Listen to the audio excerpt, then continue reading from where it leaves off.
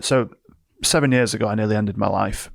I was driving a car at high speed, highly intoxicated, with every intention of crashing and ending my life. And I got a phone call from my mum, and it just changed everything. I just saw it appear on the screen.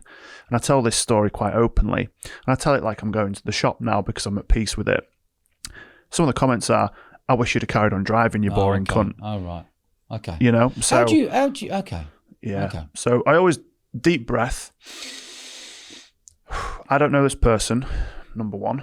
Number two, imagine it was said about someone else. So let's create a character, Dave. And I'm just reading a comment on the internet. Dave. I don't know, Dave. Okay.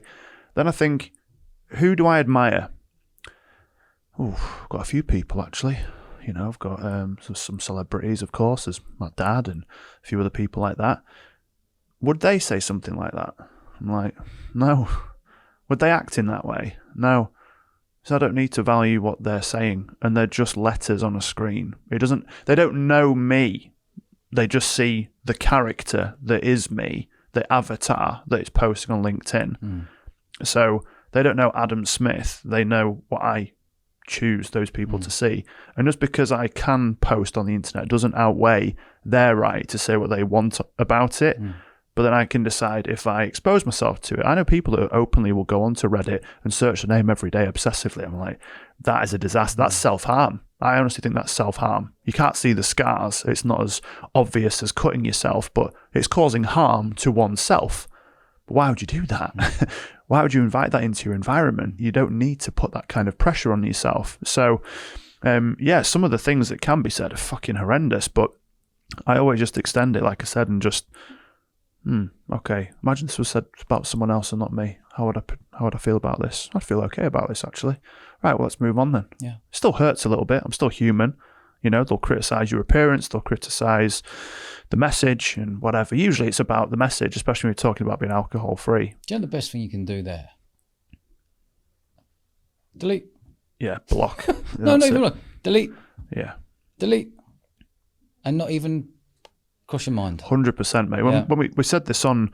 And going back to your question there will be a day when someone comes in at every single angle. There will be. Yeah. Of course there will be, but if I'm just being me, I'm not trying to be anyone else. I'm just being me. Correct. And it won't hit your insecurity because then you know it is just you. Yeah. And that's fine. You know, I'm not trying to be an entrepreneur. I'm not trying to be a businessman. I'm not trying to be a good bloke to my mates.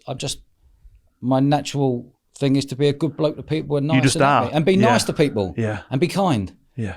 You know, unless someone does something naughty to you, and then you can go the other way. Yeah. But I don't want to see that side of me. Yeah. You know? 100%. Yeah. No, I love that. Yeah. So I wanted to get to the thing before we get to the end of the podcast. I have to ask you about this. First question actually is, we're about 4.5 years in now to our business. What do I need to know about taking it to the next level like you have? I know you don't know much about us, so I'm looking at relatively generic stuff here, which is fair enough. But when people do, in your experience of the people you've worked with over the years and the people that you've seen come and go, what are some of the things that we have to do at year 4, year 5 to make sure that not only can we maintain what we're doing, but also take it to that next level? Firstly, I'd say first thing I'd work on is how strong is your brand? Because businesses come and go, but brands stay. People, I'm a firm believer of creating strong brands.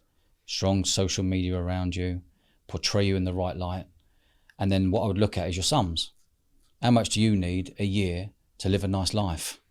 You know what I mean? I always talk about a lifestyle business, and people don't talk about lifestyle. They're talking about, I've got to get bigger and bigger. And you go, well, how much do you want to earn? They go, I don't know. Well, what are you striving for? What are you going for? Do you want 50 grand? Are you happy with 50 grand? Can you live a nice lifestyle on 50 grand net profit at the end of the year after paying all your taxes and paying everything off and enjoying what you're doing? Do you want 100 grand? Do you want £250,000, £500,000 or £1 million? Some businesses won't grow. Only 7% of businesses go over £1 million, by the way. People don't talk about that. there's 6 million businesses in the UK and only 75% are solopreneurs trying to work it all out. I feel sorry for a lot of these businesses who have jumped in going, I've got this business model. They've got no experience. They don't really know what they're doing. They're winging it. We've all winged it, but some businesses, a high percentage of businesses don't work. They literally don't work. But for me, going back to you, if I look now and say, right, year 1, what did you turn over? 2, turnover. Year 3, turnover. Year 4, turnover. What's your business model? How can you simplify your business? Don't offer people too much. What can you do? Can you give them 1 or 2 things that you can offer them? 1, 2 or 3, and then next year you develop again? You know, that's what I'd be looking at. But the most important thing is, are you happy what you're doing every day? That's my question to you. Yeah. Yeah. Keep at it. Absolutely. Because what else you can do? Yeah. You want to go and work for a job, work for someone? You've got to be told when to turn up and what you've got to wear as an adult. As an adult, you've got to wear that, and you've got to turn up at that, and you can leave at that. And when you leave at 5 o'clock, people are staring at you, going, "Oh, he's left early." You're an adult. What's the mentality around these corporate businesses? It's bonkers. Yeah, clocking your time. Clocking your time, mate. What? I know. I wouldn't last 2 minutes in an office. No, my partner has to do that. She's a corporate lawyer. The irony of that, by the way, if you've got a team of 20 lawyers earning 70, 80K, what's their hourly rate? Okay, if it's a 40-hour contract, you're looking at a very high percentage. And then you're now getting 20. This is only one team in one enormous firm, but in one city and whatever. And you've got 10 teams. And within that team, you've got however many branch outs. And you get them to record their time, and it takes them 2 hours. Fuck, how much is that costing to record their time? It's unbelievable. Fucking mind-boggling. It's when you get past the lifestyle business. Lifestyle business for me is anything under 12 people.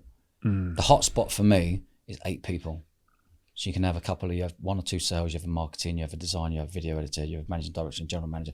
That for me is like, that's the hot spot.